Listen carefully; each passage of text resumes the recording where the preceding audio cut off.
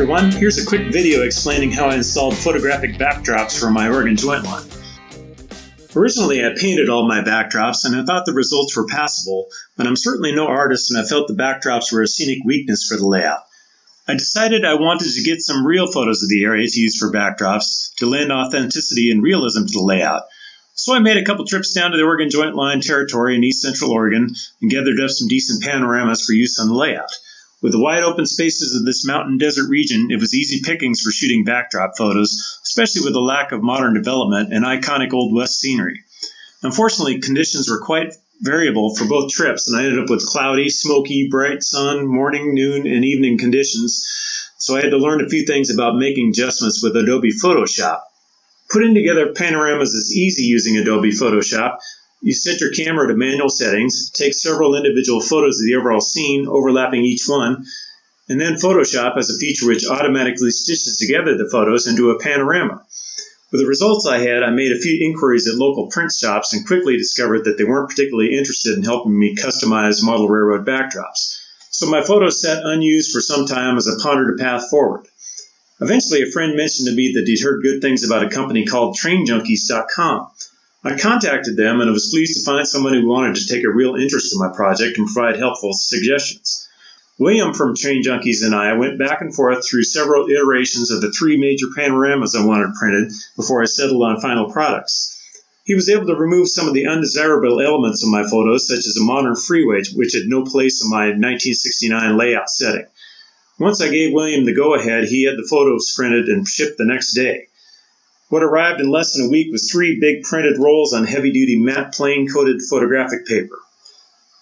I had 3 backdrops, all longer than 20 feet, plus 2 shorter backdrops, so I decided to get my feet wet by installing the shorter backdrops first. I was really amazed at how well I was able to match the backdrop color to the existing layout scenery, with this photo of the eastern Oregon landmark known as Sheep Rock. This panorama in the Cathedral Rock area was taken in harsh high noon light, so I increased the color saturation to better match the other panoramas.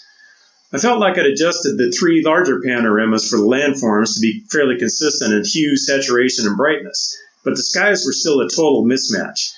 So the first order of business was to cut the skies off. I started out using scissors, but quickly figured out that a hobby knife was a much better option. While there are permanent methods of mounting backdrop photos, such as spray-on glue, I wanted to use a less permanent method to allow the photos to be recycled on a future layout if necessary. Fortunately, when I built the layout, I left a small gap between the plywood layout surface and the masonite backdrop, so I was able to slip the bottom of the prints into the gap. While I made adjustments to the placing, I used painter's tape to temporarily hold the top of the backdrops.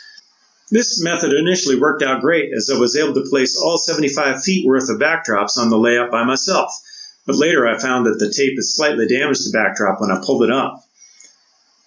When I had everything as I wanted it, I cut 1-inch strips of heavy-duty double-sided tape and placed them a foot apart at the top of the backdrop. Next came the process of blending the scenery with the backdrop. Here at Dayville Yard, the scenery color pretty well matched the backdrop color, so I added some static grass and ground foam for texture, ballasted the main line, and added a pole line. My favorite thing about this scene is that the backdrop panorama was taken at the real town of Dayville, Oregon. Next up was the backdrop for Monument Yard. In this case, the scenery color and backdrop color weren't close enough, so I purchased several bottles of cheap acrylic craft paints and did some mixing until I found a reasonable match. When I finished painting the scenery, it was still pretty bright compared to the backdrop, but I found a nice hue of static grass which toned things down considerably. I was very pleased with how it turned out. Back to my issue with the damage from the painter's tape. I was able to mix up some matching paints for the damaged sections and then dry brush the areas. This method worked pretty well, although it was a bit labor intensive in finding good matches for each area, but was very effective in hiding the damage. Finally, there was the issue of blending the backdrops from one panorama to the next. I layered the more distant scenes behind the closer scenes, and then to tie the scene together, I placed a photo of a cloud behind both scenes. Overall, I'm very happy with how the photo backdrops turned out. There are several more areas of layout in need of photo backdrops, and I hope to get back to Eastern Oregon in the near future to capture more panoramas. Thanks everyone for watching.